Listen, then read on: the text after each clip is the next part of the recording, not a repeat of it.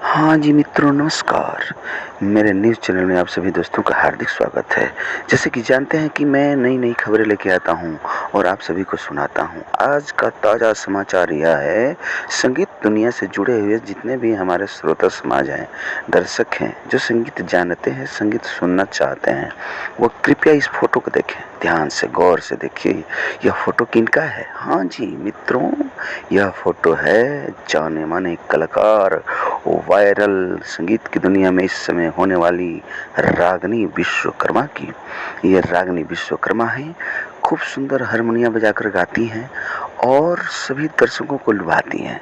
हाँ जी, लेकिन इनका मानना है, इनका कहना है, कल बोली कि देखिए मेरा गाना चुरा कर, जो इस समय की हिट चल रही है सिंगर शिल्पी राज मेरा गाना चुरा कर गाती हैं कैसेट की दुनिया में, और साथ में गुंजन सिंह। शिल्पी राज और गुंजन सिंह दोनों चोर हैं, ये मेरे गाना चुरा कर गा दिए हैं।